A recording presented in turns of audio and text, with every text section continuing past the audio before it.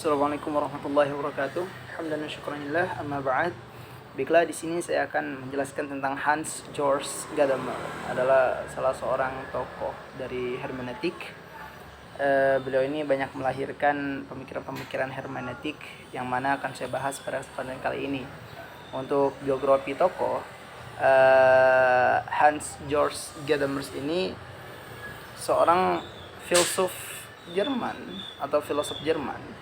Ini dilahirkan di Marburg pada tahun 1900 Masehi sebagai seorang anak dari ahli kimia yang juga sempat menjadi rektor di University Marburg.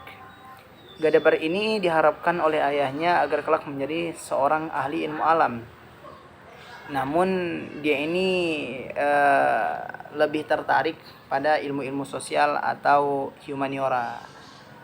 Dia ini juga sempat menimba ilmu di Breslau, tetapi kemudian kembali lagi ke kota kelahirannya untuk belajar filsafat pada para filsuf neo-Kantian. Ya, ini diantaranya adalah Paul Natorp dan Nikolai Hartmann. Lalu pada umur 22 tahun, beliau ini telah merampungkan disertasinya. Segera setelah itu Gadamer ini mengunjungi Freiburg untuk belajar filsafat pada Martin Heidegger, dan bersama Leo Strauss, juga Karl Lewit dan Hannah Arendt. Lalu pada tahun 1929 beliau ini menyelesaikan habilitation beliau, sebuah penelitian pasca doktor sebagai salah satu syarat untuk menjadi profesor di universitas. Dan setelah itu beliau ini memberikan perkuliahan di Marburg. Beliau ini juga termasuk salah seorang ilmuwan yang anti-nazisme, sehingga pada masa Nazi beliau ini tidak memiliki tempat dan tidak memiliki posisi penting. Lalu setelah berakhirnya Perang Kedua, beliau menerima tawaran untuk bekerja di Leipzig karena agak tidak suka dengan aspek kehidupan politik dan akademis di Jerman Timur. Beliau ini memutuskan untuk pindah ke Jerman Barat dengan menerima terlebih dahulu sebuah posisi di Frankfurt and Main. Lalu beliau ini pindah ke Heidelberg untuk menggantikan posisi Karl Jasper pada tahun 1949 hingga beliau ini meninggal pada tahun 2002. Beliau ini menetap dan mengabdikan dirinya pada keilmuan di kota tersebut. Selama hidup beliau ini banyak menulis buku dan artikel, terutama dalam bidang filsafat. Dan dari sekian karyanya, buku Wilhelm and Method yang terbit pada 1960 ini merupakan salah satu buku hermeneutik yang sangat berpengaruh di dunia barat. Pengaruh pemilihan ini juga telah merambah ke dunia timur, sehingga para ilmuwan yang konsentrasinya pada kajian filsafat secara umum dan teori-teori penafsiran secara khusus. Lalu adapun pemikiran dari hermeneutika Gadamer ini, yang pertama adalah teori kesadaran keterpengaruhan oleh sejarah.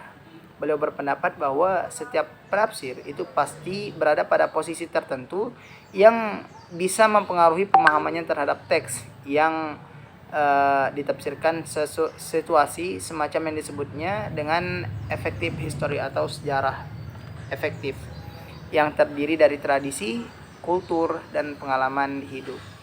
Karena itu pada saat menafsirkan sebuah teks, seorang penafsir harus dan seyogyanya sadar bahwa dia berada dalam posisi tertentu yang bisa sangat mewarnai pemahamannya terhadap sebuah teks yang sedang ditafsirkannya. Lalu yang kedua ada teori pre-pemahaman atau pra-pemahaman. Teori ini dimaksudkan agar penafsir mampu mendialogkannya dengan isi teks yang ditafsirkannya. Tanpa pre-pemahaman, seorang tidak akan berhasil memahami teks secara baik.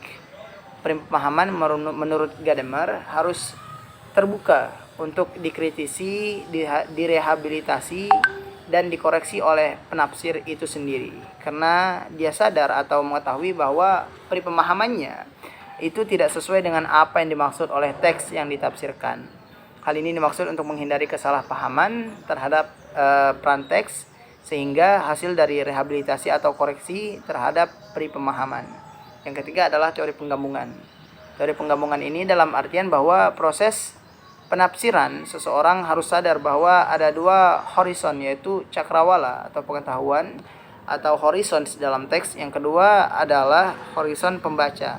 Kedua horizon ini selalu hadir dalam proses pemahaman dan penafsiran. Seorang pembaca teks memulainya dengan cakrawala hermeneutikanya, namun dia juga memperhatikan bahwa teks juga mempunyai horizon sendiri yang kemungkinan berbeda dengan horizon yang dimiliki oleh pembaca. Yang keempat adalah teori penerapan atau aplikasi.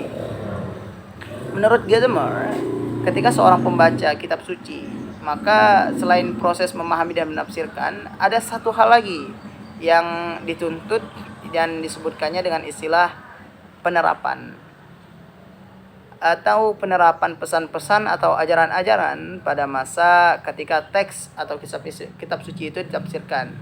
Gadamer berpendapat bahwa pesan yang harus diaplikasikan pada masa penafsiran bukan makna literal teks, tetapi meaningful sense atau makna yang berarti atau pesan yang lebih berarti dari sekedar makna literal. Lalu adapun kesesuaian hermeneutik Gadamer dengan aspek-aspek ulumul Quran, di atas kan telah dijelaskan bahwa inti dari teori kesadaran sejarah dan teori pemahaman adalah bahwa seorang penafsir itu harus berhati-hati dalam menafsirkan teks dan tidak menafsirkannya sesuai dengan kehendaknya yang semata-mata berasal dari pemahaman yang telah terpengaruh oleh sejarah. Kedua teori ini jelas sesuai dengan apa yang dipaparkan oleh para ulama ulumul Quran, bahwa Nabi Muhammad sendiri mengatakan bahwa barang siapa yang menafsirkan Al-Quran dengan ra'i, maka bersiaplah untuk menempati tempatnya di neraka. Kata ra'i pada hadis tersebut tidak tepat jika diartikan dengan akal, sebab kata akal dalam bahasa Arab itu mengandung arti berpikir secara positif, sebagaimana yang tertera dalam beberapa ayat dalam Al-Quran. Nah, kata royi ini lebih tepat diartikan dengan dugaan atau pemahaman sesuai dengan teori di atas, yang tidak atau belum diuji ketepatannya, atau dalam istilah Gadamer, pemahaman. Penafsiran yang dilarang oleh Nabi dalam hadis tersebut adalah penafsiran yang tidak didasarkan pada ilmu pengetahuan yang dibutuhkan dalam memahami ayat-ayat yang sedang ditafsirkan, atau pemahaman yang hanya didasarkan pada subjektivitas penafsiran semata. Demikianlah yang dapat saya sampaikan dari pemikiran Gadamer dan juga kesesuaian hermeneutik Gadamer ini dengan aspek-aspek ulumul Quran. Billahi taufiq wal hidayah. Assalamualaikum warahmatullahi wabarakatuh.